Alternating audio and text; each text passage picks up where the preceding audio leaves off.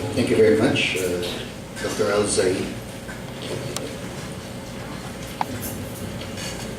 Our reactor for this morning is a professor from the Department of Political Science, College of Social Sciences and Philosophy, UP Diliman.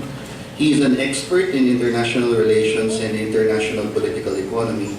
He has done work on comparative democratization and armed anti-state movements. He has a bachelor's degree in social sciences, history, and economics, a master's degree in international studies, and a PhD in political science, all from the University of the Philippines. He has been closely following the developments in Egypt and the Arab Spring in general. He wrote a paper on people power in the Philippines in the book entitled Civil Resistance and Power Politics, published in 2009. Students, ladies and gentlemen, Dr. Amado Mendoza Jr.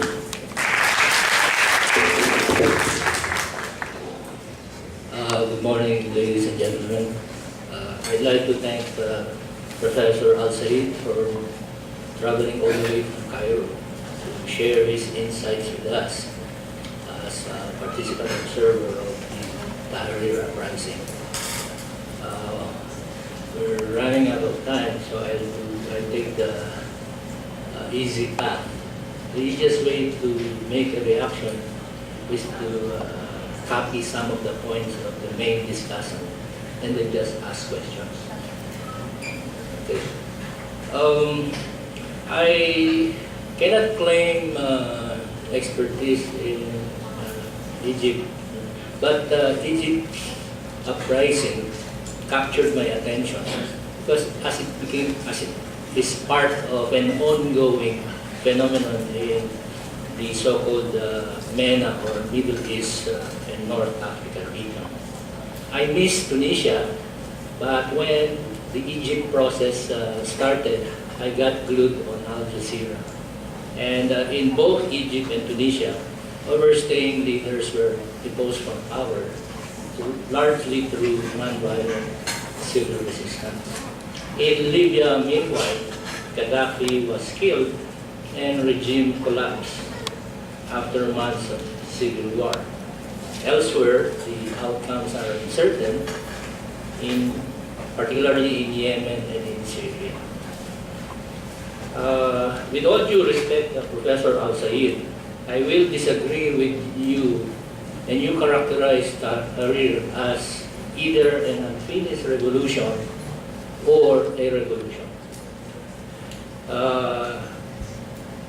I would say that it can qualify to be called a revolution if it has already yielded substantive political and social changes. That may be the potential trajectory, but as of now, we cannot say that it is either an unfinished revolution or a revolution. Perhaps when we do an assessment after a few years, then we will come up with such a conclusion. Now, in today's lecture, Professor Al-Sayyid compared the modes of engagement with the state and non-state actors of old social movements and new social movements. And to summarize that, I'll simply use the phrase cooperation and rivalry. Perhaps the initial hesitation on the part of the old social movements to join the Tahrir uprising is a result of earlier debacles with more aggressive actions like armed struggle, assassinations, etc., etc. And I think Professor Al-Sayyid himself uses Gramsci's writings on or precautions against making a frontal attack on a relatively strong state, and the advice is to build strength slowly in civil society. But this itself, this phenomenon raises a question that I would be interested in. How did the older social movements maintain strength, or at least preserve themselves during the years of repression. The next point I'm going to make may not be entirely related to the topic of the discussion, but I believe that among many reasons, the professionalism of the Egyptian armed forces was quite important to the ouster of Mubarak. A professional army will not, I believe, obey orders to attack or shoot into crowds of unarmed people, unlike the police or internal security forces. In addition, army officers and soldiers will most likely hesitate since they are not sure whether family members and friends would be in Tahrir.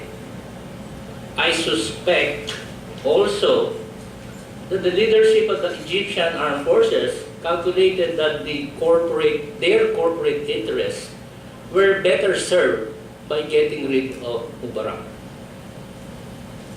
And in that sense, constitute themselves as a transition regime and therefore manage a process of rewriting the constitution and defining the rules of the post-Mubarak political king.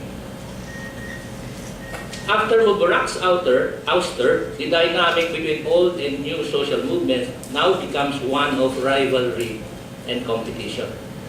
And I say this is normal and to be expected because the previous basis of unity no longer exists. Obviously, it's an unequal contest because the older social movements got the upper hand.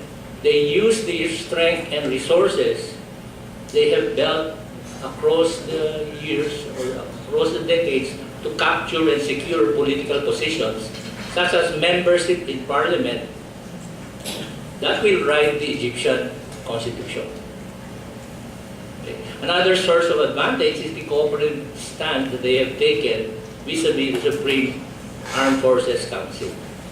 Again, another question can be raised. If they are already in parliament, can they still be considered a social movement? Or did they get transformed? Or do they get transformed as a political actor? In contrast, the new social movement suffers from some weaknesses. Firstly, they are not organized institutionally to contest elections. I'm even surprised with the information that Professor gives us that there are 3 of them in parliament. So they will not have a strong role in writing or rewriting the constitution. The favored mode of political action may be suitable to bring down an authoritarian leader. However, it may be necessary to complement it with other modalities of political action so that a new Egyptian society could be constructed. In fact, I have problems with their notion of what the Egyptian revolution will look like or what will constitute it. And I also have some puzzles in my mind because Professor Al-Sayyid says that the new social movements are motivated by beliefs that are not shared across the movements and that these same beliefs feature limited objectives. So what kind of revolution can be generated by such amorphous beliefs? I think another question that could be raised would be, why is the social basis of the new social movements quite narrow? Is that deliberate, or is it a product of the modes of action that they resort to, or is it a product of the modes of political mobilization that they resort to, like the use of social networks and so on and so forth? Is it also because of their liberal and secular orientation? will that orientation limit their appeal in a predominantly Muslim country? And which explains why the political appeal of the Muslim brothers and the Salafis would be relatively strong. Admittedly, the uprising is a year old, and in fact, we are anticipating what will happen in January 25.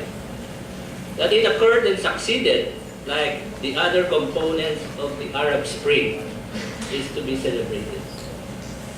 It is too early to say how it will eventually turn out. As things stand, however, the old social movements appear to be on the upper hand, and I end my reaction with still a number of questions. How long will the cooperative relationship between the Islamists and the Egyptian military last? What is the basis of their cooperation post-Mubarak?